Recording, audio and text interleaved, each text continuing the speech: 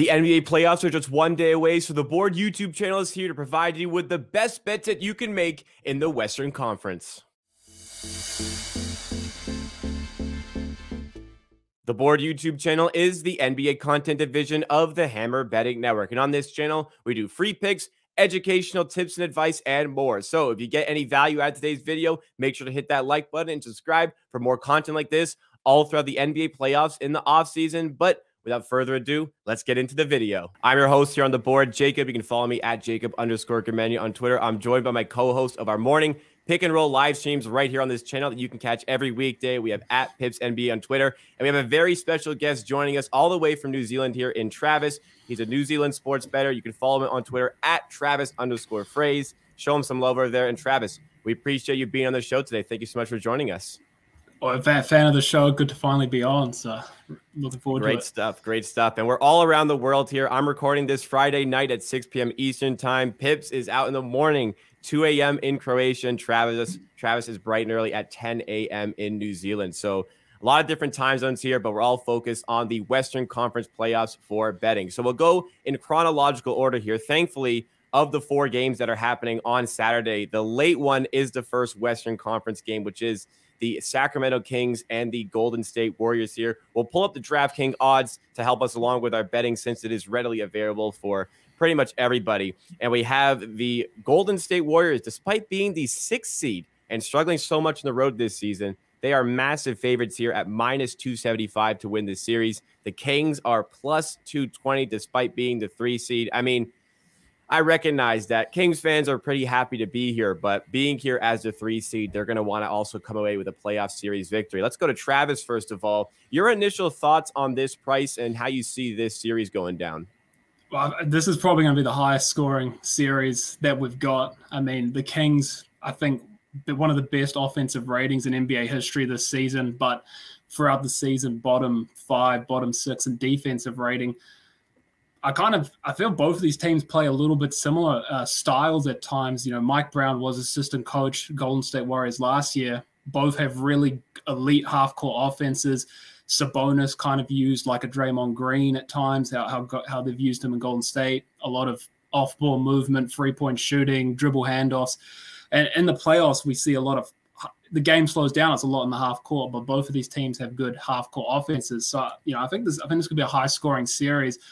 But I think there's a lot of respect for the Warriors, and they haven't had their fully healthy starting lineup a lot this season. And I think that lineup with Wiggins, Curry, Clay, Looney, and Draymond has one of the best net ratings of any lineups. So I can understand why they're a heavy favorite. They've got a lot of experience, and I think they've got the best player, Steph Curry. They've got, I think, better defensive players. The Kings struggle on defense. The Warriors have Wiggins, Draymond, you know, Gary Payton's coming back. We'll see how he goes. DiVincenzo, a solid player as well there. So I just feel like when it comes down to it, the team that's going to be able to get the stops is Golden State. I think Golden State win this series, but I think it probably can go 6 games because I think at least because the Golden State have just been so bad on the road and the Kings do have home court advantage here. So that's my thoughts on how this goes, but. Yeah, it's a very strange series because the Kings have been so good this season, but all the noise has been they're not as good as their record suggests. The Warriors have been so poor this season relative to expectations, but everybody's like, well, they're better than their record suggests. But they've been so abysmal on the road. They've got to play potentially 4 games on the road in this series. But let's go to Pips. Your early thoughts on the series and this price here. Yeah, Travis said everything that I wanted to say. But I think the huge part of this is Wiggins getting back. I don't know how people don't understand how important he is for this team. I mean, clearly. Yeah. And the biggest thing for this team is Golden State Warriors are very more versatile. Like they can play like on defensive end, they can throw like 3 to 4 kind of defensive schemes. And on the other side of the court, yeah, if Draymond Green and dribble handoffs not working with Klay Thompson and Curry, if they adjust to it, they can do so much more with those players. But on the other side, it's everything running through Sabonis and some on-ball heavy reps for De'Aaron Fox. But I don't know, like this -275 for the Golden State Warriors seems a bit high. Like I expect them to win, but I don't think that's that's the right price for it. Everyone saw Wiggins back, and now they are like everyone just heavily betting on it. But there, when teams are heavily relying on 3-point shooting, and we saw some games, especially on the road for the Golden State Warriors, if Clay and Curry don't hit their threes, they lose. So, and on the other end of the court, Kings can get hot like in a second. Keegan Murray, Kevin Huerter, Barnes, these guys can shoot, and if they get hot, they can win. So yeah, I expect probably the highest scoring matchup in history. Like this will be like 250 games, 250 points a game without like problems if they get hot. But yeah, I think this will be one on defensive side of the court, and obviously Golden State is way better there. And the thing is, Draymond Green can play at 5 and defend Sabonis without any problems. And that's the thing, that small ball lineup will be the killer for the Sacramento Kings. And I think that's the huge edge for the Golden State Warriors. But as I said, on the road, they lost so many games against much worse teams. Getting out rebounded and having so many turnovers, and Kings are playing ice defense on pick and rolls, which will put a ton of pressure on ball handlers and will cause a lot of turnovers. So there, and just let me say this, Kings at home, their crowd will be like probably the best crowd in light the beam, baby. Yeah, that will be sick. So yeah, I'm kind of like, I think Warriors will win this. I don't think they win in 7 because they need to win away. That's difficult. So either they win in 6 or they can lose this. Yeah, I wholeheartedly agree here. The expectation based on the odds here from DraftKings that this will be a 6-game series. The most likely outcome is 6 games at plus 180. And the Warriors -1.5 series spread is -155. I mean, I get it because game 6 is obviously going to be at the Chase Center in Golden State. So that factors into that price there. But I'm in agreement with you. I think Golden State win this series, but I think 220 is not where the price should be on the Kings. I think like if you can get 225 or better, I like that. The only reason I'm not going to back the Kings in this series because I've backed them previously to come out of the West at 25-1.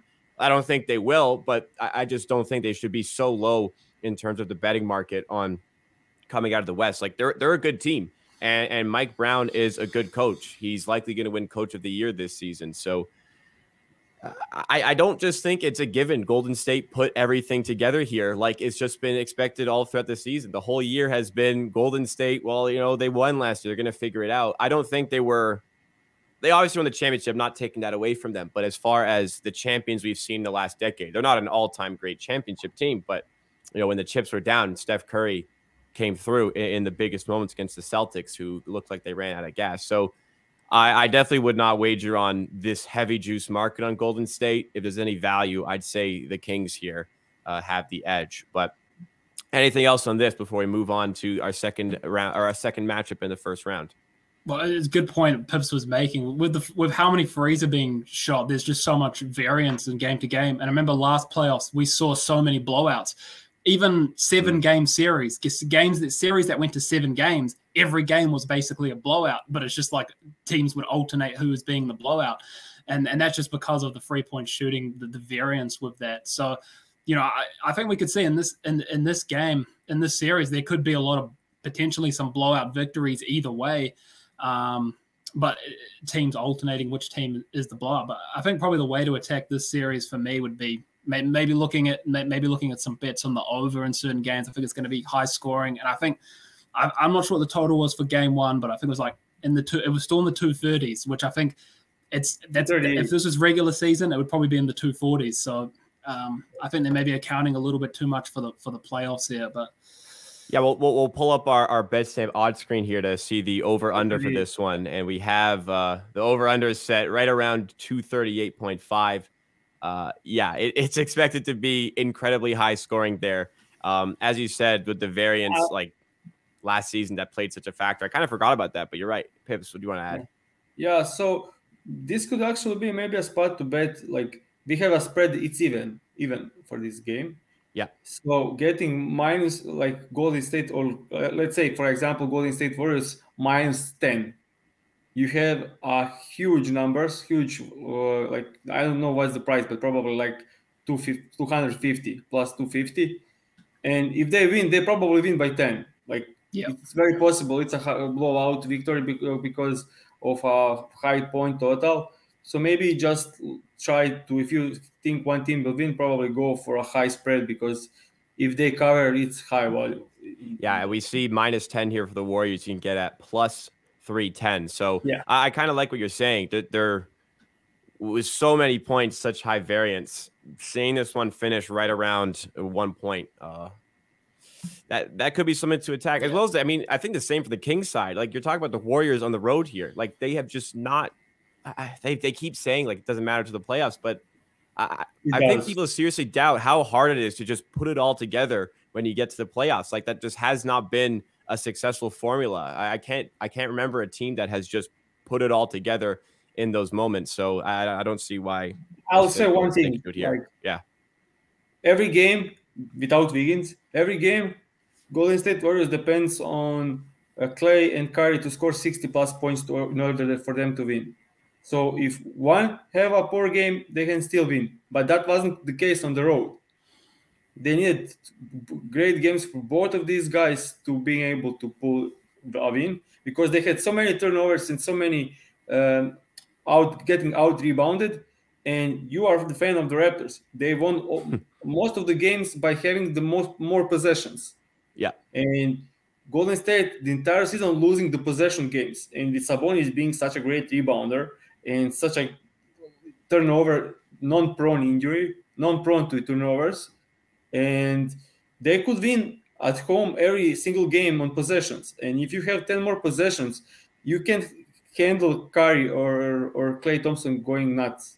Like, yeah, fully agree on that. So some interesting ways to attack the Warriors and Kings series. Let's move now into the next series here. I've been told Travis is a Lakers fan through family wise. So he's not just a New Zealand fan looking for the glory of the purple and gold, as he said pre-show here. But we have the Memphis Grizzlies favored in this series as the 2 seed. I got to say, usually there's a lot of respect to the Lakers in betting markets. I'm a bit surprised that the Grizzlies were favored here. Right now, it's -140 for the Grizzlies to win the series, +120 on the Lakers at DraftKings. This actually got bet.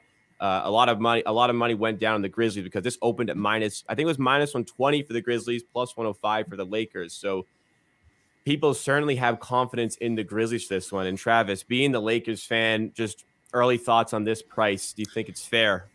I think it's a 50-50 series. So I think there's probably value on the Lakers. And I think if we look at them, this is a completely different team since the trade. Post All-Star break, they have the second best record in the NBA, 16-7. Only team with a better record was the Bucks, 17-7. So they lost the same amount of games. The Bucks just played an extra game. The Lakers over that period, one of the top 10 in defensive rating. They've looked good, and it's people have been saying this for years. Like Lonnie Walker at the start of the season was starting games. Russell Westbrook was playing 30 minutes. I mean, these guys can't shoot. They don't play good defense. They're the worst players that you can possibly play with Anthony Davis and LeBron.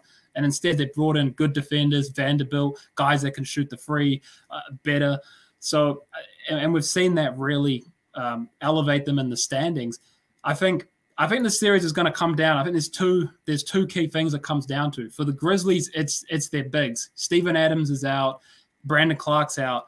So that there's a lot of pressure on Xavier Tillman and Jaren Jackson Jr.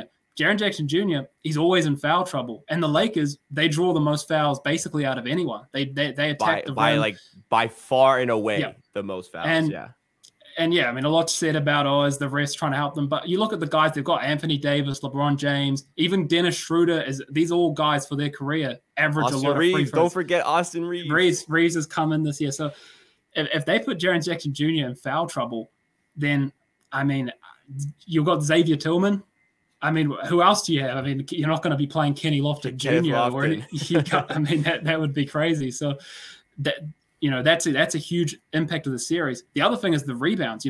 Since Adams went down, the Grizzlies have been bad on the rebounds, And Jaren Jackson Jr. isn't really a good rebounder for his position and size. Like if you put Jaren Jackson Jr. at the 5, he's like 7, 8 rebounds. He's not that 10, 11, 12 that gets you into that elite rebounding. So that's going to be huge for the Lakers, is controlling the rebound, winning the bigs. But then for the Lakers, it's defending Ja and Bane. I think with Ja, who do they put on him? I mean, maybe Vanderbilt can a little bit, and then Schroeder. But Schroeder's not good. I mean, he might be able to do okay, but he's not going to be able to hold up against him. So they don't have much else. But whoever they got, if they got their focus on Ja, then is Bane. Who's Bane going up against? Is he going to go up against D'Lo or Reeves? He's going to have a plus matchup, and Bane is more than just a 3-point shooter. Really good at driving, good playmaker. So I think the Lakers are going to have who's going to win it? Is the Lakers bigs going to dominate, or is it the Grizzlies guards? That's probably going to decide the series. I'm with you on the 50-50 thing. I was kind of hoping we'd have a big Lakers favorite and then I could bet the Grizzlies. But now, like, as the Grizzlies get bet down, I don't really agree with this, because a lot of the reasons that you outlined there, we've talked on pick and roll. Like Steven Adams, his offensive rebounding is shot creation for this team, and his screen setting is shot creation for this team. That is a big part of their team that's not going to be here. My issue with the Lakers on the defensive end is that there's very limited resistance on letting guys get to their spot. Timberwolves did not take advantage of it in the play-in game, but like a lot of times, like if a Wolves player wanted to find their spot, he was able to get there. So that's where a bit of my concerns come for the Lakers. But let's go to you, Pips. What are your thoughts on the Grizzlies being favored here against the Lakers? And where do you see being able to attack this betting-wise? Difficult to add something when Travis almost said everything I wanted to say. So I'll just go into saying that I also think this is a 50-50 matchup. I lean Lakers a bit. And if Memphis had Steven Adams and Brandon Clark, I think I'll be like heavy into the Memphis Grizzlies. I have like huge difference.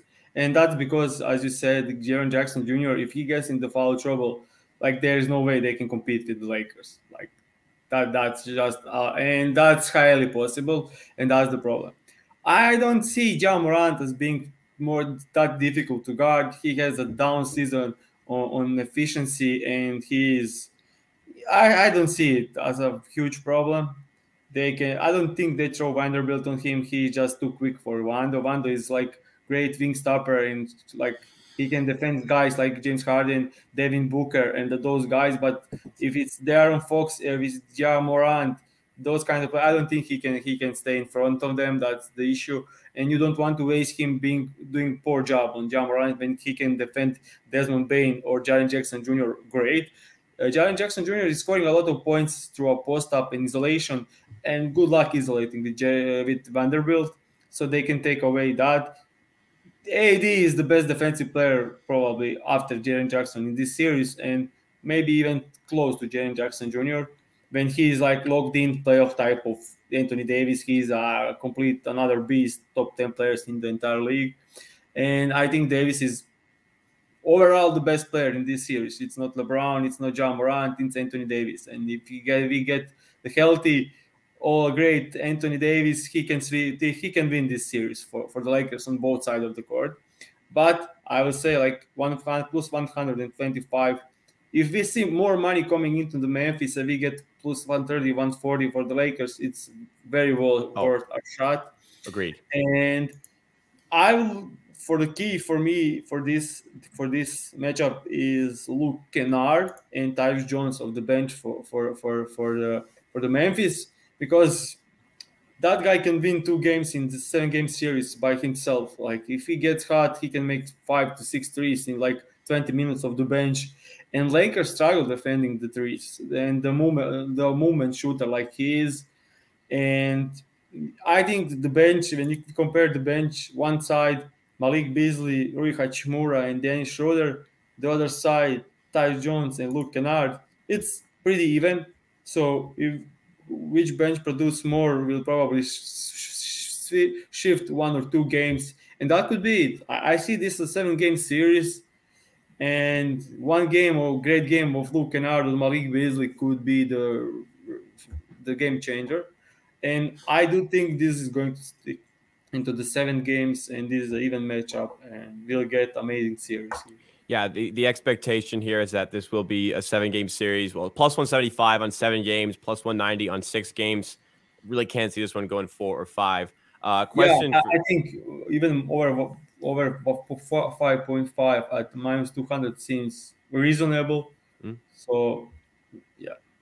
One question I have for Travis here, as far as being a Lakers fan, from that game against the Timberwolves, I know it's just one game, but playoff D'Angelo Russell has been a question. He did not answer. He did answer that question in the playing game. It was awful. Malik Beasley, one of the streakiest shooters. If he misses like 2, he might miss 9. Vanderbilt as well, without his shooting, kind of struggles to stay on the court. When the Lakers beat the Timberwolves, as much as like the trade has impacted their team, not a single one of the new players closed the game or played in overtime, because it was Schroeder who played so well in those moments, and they brought in Rui Hachimura. Does that concern you at all heading into the playoffs? Potential production from those new players? Do you think it will all kind of balance out once we get more games from them? I kind of like what Darvin Ham did. I mean, he just kind of these players, D'Lo, Beasley, very inconsistent. I mean, Beasley, he'll have games. One in every 4 games, maybe he'll get hot. The other games, he's usually like pretty bad. So right. It's about, I think we saw D'Lo struggle, but he only played 23 minutes. Schroeder was the guy that had it, and he closed. So I think it's just going to be a case of he's going to have to go with whoever's playing the best in the matchup, who's kind of got the hot hand. And we saw the Lakers, they made the adjustments, they came back. I mean, we know the Timberwolves have been blowing leads a lot, but it's not too concerning for me, because I think that between all of these kind of bench guys, role player guys, you're probably going to a few of them are going to step up each game. It might be a different person each game.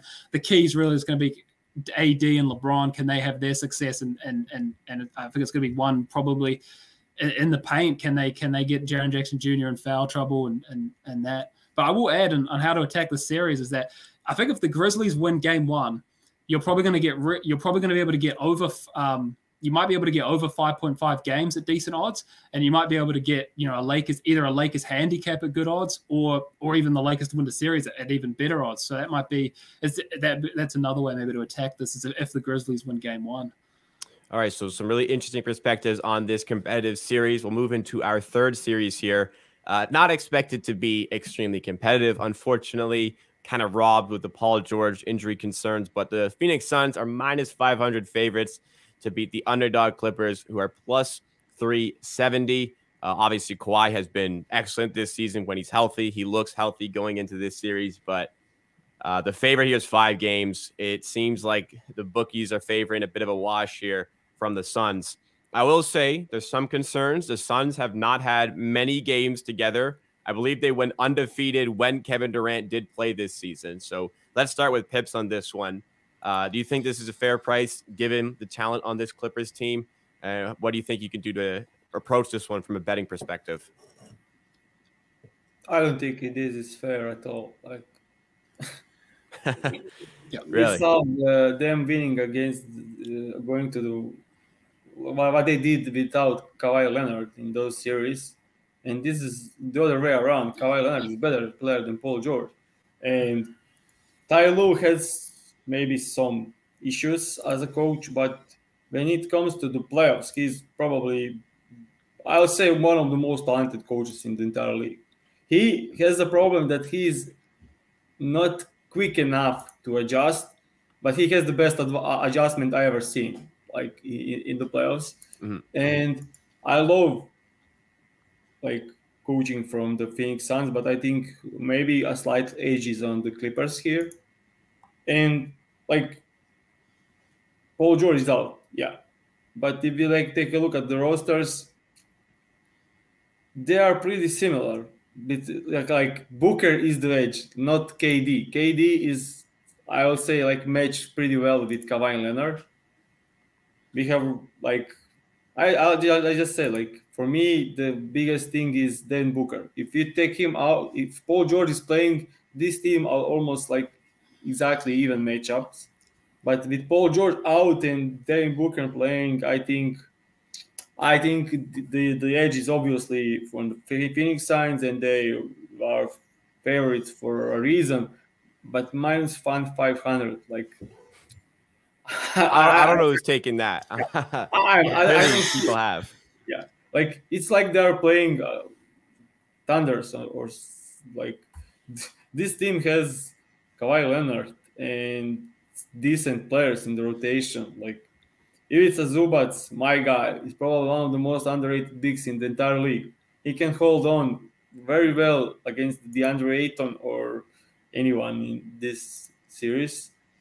And of course, Chris Paul has the edge of Russell Westbrook, but we don't know what kind of Russell Westbrook we'll see here.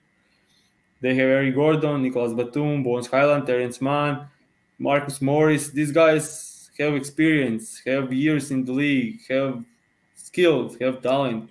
So I'm like seeing my minus 500, and I was like it's not. I don't think that's fair. Everyone sees like they didn't lose a game against with KD. Yeah, they played a bunch of nobody. They played no one. Yeah. Yeah, the only game they played a decent team was they played Dallas, and everyone thought, yeah, that's a great matchup, and they lost like one single possession lost in a game where Devin Booker and Kevin Durant shot out of the world.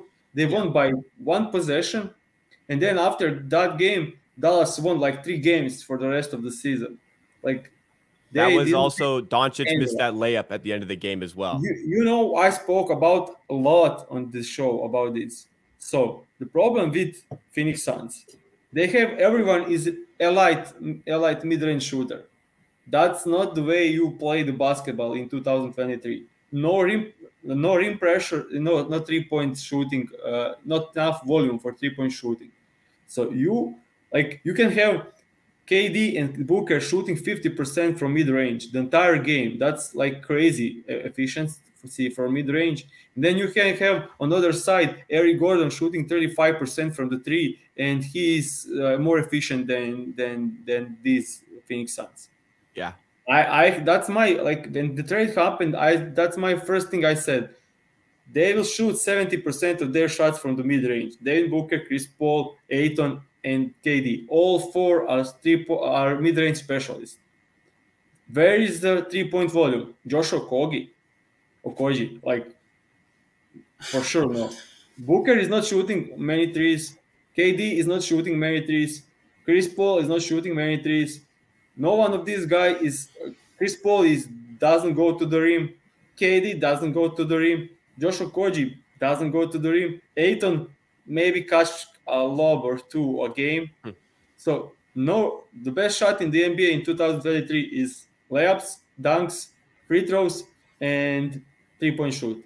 Mid-range is at 5th place, and they have is mid-range specialists. So I'll be keen to see what I will do here. Like he knows that he will exploit it as much as he can. So we'll see Zubac playing drop coverage in this series. They won't get easily to the rim, and they have good defensive players on the perimeters to contest the threes, and they are not taking the threes at highest volume. That's the issue with the Bulls. The same thing this season. They don't have the I don't know how to say it, but analytics their shot, like I don't know how to say it, but the spread of the shots is not in the shot locations. Yeah, the shot distribution, location distribution is not the way the league is going in that direction. And I think this could be a problem, and I wonder. I can't wait to see this series, how this works out. Yeah, this is a really nice case of 2 completely different philosophies clashing to see who's going to come out on top. I also think this is a pretty crazy price. I think a lot of it stems from the fact that the Phoenix Suns are plus 190 to win the West. And I think they're plus 190 to win the West just because, like who else do you think is going to come out of the West? It's just so many teams on similar levels that I think that's kind of spilling over into this price. I like what you're saying about mid-range and how that's such a key factor. I'll use a story JJ Redick told on his podcast recently that I liked. And it was when he was playing for the Clippers against the Rockets. And this is in like the Mike D'Antoni, no mid-range era. and the Clippers were down by like 10 or so. And he said they're scoring like every possession. It seems like they're playing well. But then they look up the scoreboard, all of a sudden they're down by 20, even though they're playing so well. And the coaching staff essentially said they got outmatched because the Rockets need to shoot the three ball. Like you said, they shoot 35% from three. That is just as good as shooting 50% from mid-range. So that can be definitely a key factor in this series. So let's go to Travis.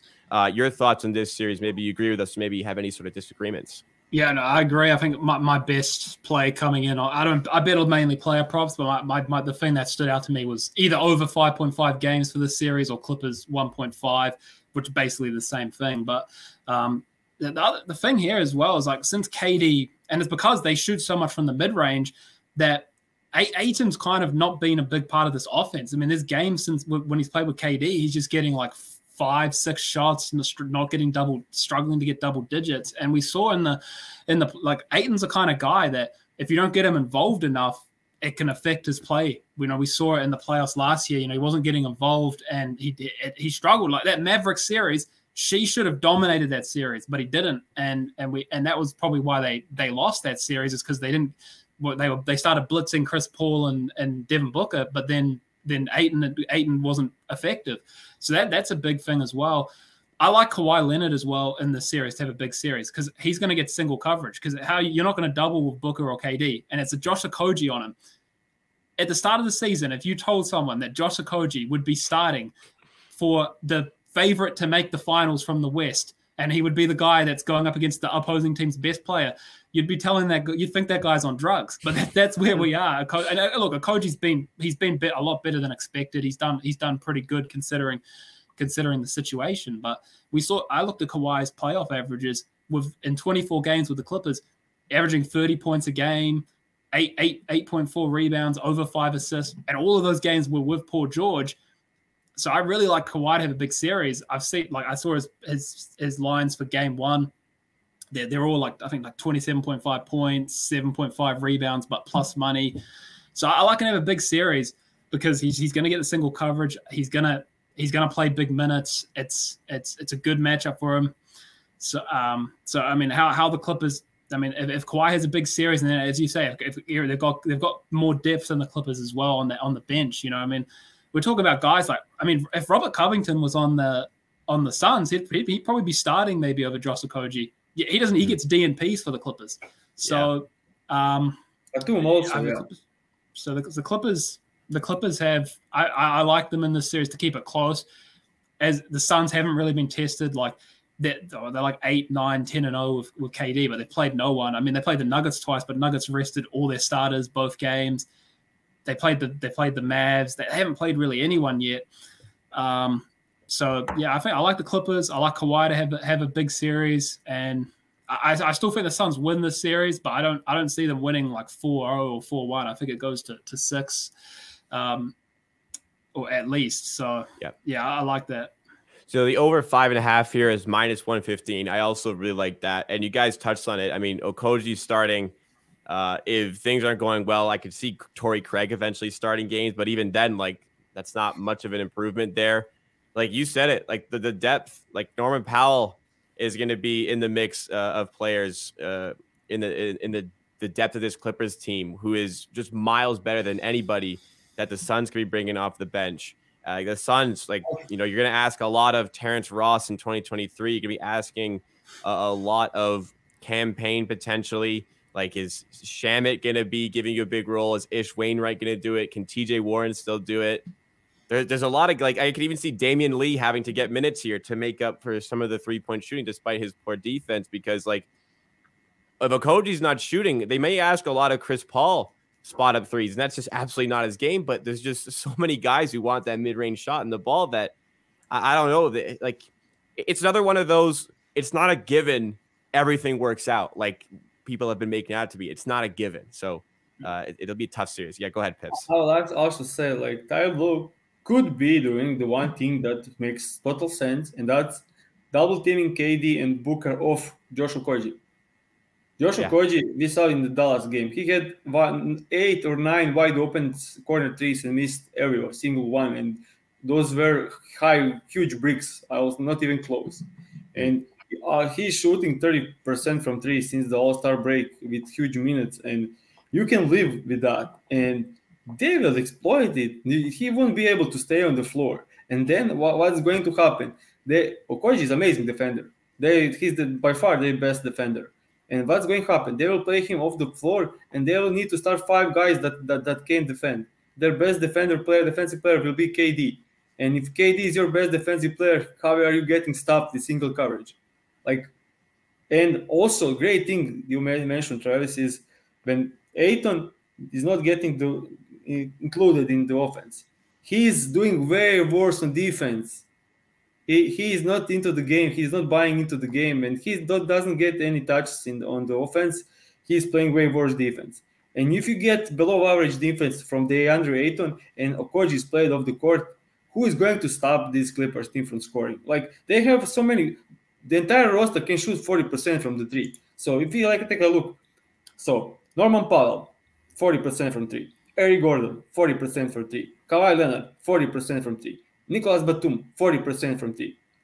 Marcus Morris, 40% from three. Robert Covington, 40% from three. So they have 6 to 7 players that can shoot 40% from the three. And on the other side, low volume shooting 3-point team. They have the edge here.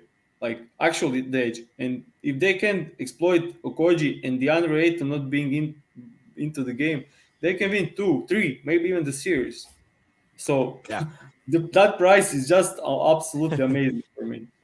Yeah, I think the Suns will win this series, but I definitely don't have them at minus 500 here. As always, if you are going to be betting on these series, make sure you are shopping for the best possible price. I just want to percentage-wise put this into perspective. Minus 500 gives them an 83% chance, according to those odds, of winning this series. Obviously, you can de-vig. These are heavy juice markets, but that's just crazy. Say 65. I will say 65 kinds of seems realistic for me. Yeah, I think that is a bit closer to what I would have as well there. But we're going to move now into some official picks for this one. We'll all go through the best bet that we talked about on today's show, the one that we would all recommend that you would tail. We have DraftKings up here for just for the simplicity and availability. We know everybody can go get that one. But as always, we encourage you to line shop. And it's easy to line shop with tools like the BetStamp app. And right now, you can sign up to multiple sports books and make sure you're line shopping for these sharp playoff lines with our special link in the description for this video. Go to betstamp.app/theboard. You make yourself a better sports bettor because you're always getting the best price and you're supporting our channel a little bit extra to keep this content free. All right, putting you guys on the spot with those official picks here. Let's start with Travis. Out of the things we've gone through, potentially anything as well that you see on the board that you're looking at, what would be your favorite bet? Oh, go ahead. We could end up having the same bet, but I'll let him go first. We'll let our gracious guest. So it'll probably be it's probably like Clippers 1 plus 1.5 or over 5.5 games. I like that. That's probably that's what Pip's going at. But I'll probably just take I'll be looking at Kawhi Leonard's props in this series. Probably PRA. I like it. I like him to have some strong games here. So that's probably what I'll be targeting. But yeah, I think the best play from a series perspective is Clippers plus 1.5 or over 5.5 games, but basically the same thing. And within that series, I was looking at the most freeze markets, and the heavy favorite is, well, they're not a heavy favorite, but it's like Booker, KD, Kawhi tend to be all around like plus 100, plus 200. But there might be some value in one of the guys like Eric Gordon there. Not for a huge amount of a huge stake or anything, but like we said, he's only plus 550. Maybe not, but I think like we said, they're not going to be shooting high volume, the Suns, and I think if an Eric Gordon gets hot, gets going, I think for him it's just the minutes played. But he could be a guy that easily, if he just has a game of maybe 5 or 6 frees, Devin Booker and KD probably going maybe 2 frees, 3 frees a game. He could get an edge there. But I think for an overall series, Clippers plus 1.5 would be my best bet. All right, and we'll go to Pips. Your favorite bet that we talked about today, you want to give out? Yeah, I thought we will be on the same, and that's Phoenix over 5. You said 5.5 is minus 115. Yes. Over Yeah, that's easiest bet for me. So Travis going with the Clippers plus 1.5. Pips is going with the over 5.5.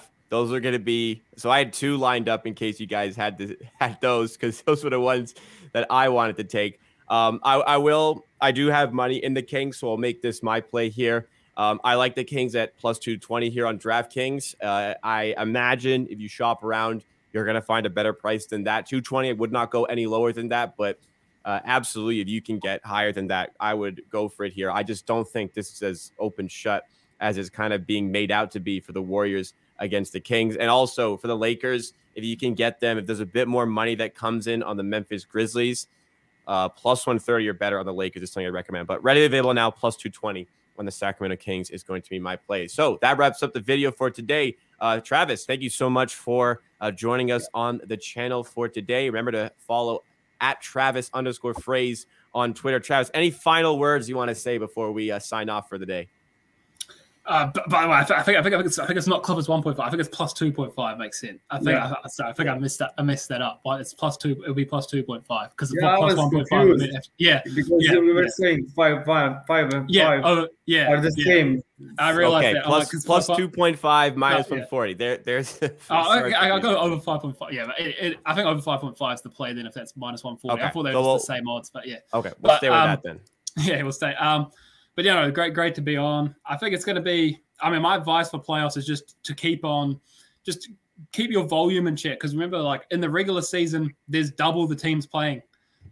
So you've got way more options to look at to bet on. Now there's half the games in the first round. The second round is even less. So you probably shouldn't be. You shouldn't, if you used to be a guy that maybe you had 5 bets on every slate or 4 or whatever, your volume should come down in the playoffs, I think, because there's just less games. There's going to be less options. And also just like hit rates and that kind of stuff come way less important in the playoffs because there's constant adjustments. We see it all the time. A team's just not going to let a guy keep scoring 40. They're going to send doubles and you're going to, so a lot of it comes down to predicting how things go. So that's just some general advice I'd have for the playoffs. And how the betting changes there. We're with you 100%. If you go to the Board YouTube channel right now, you can actually see the video right there on our main channel talk about playoff betting strategy, and that is one of the main things Pips outlined as well. Units, relatively the same, but check the volume as you just mentioned there. So thank you once again to Travis for joining us today. This has been the Western Conference Playoff Preview on the Board YouTube channel. We have pick and roll live streams going live weekday mornings to give you player props and the best bets for that night's games. We always have additional content, especially coming through on the playoffs in this channel. So make sure you are subscribed to our channel. Rate and review 5 stars. If you're listening in podcast form, drop a like on this video if you had any sort of enjoyment. And we will see you next time for more NBA betting content powered by the Hammer Betting Network.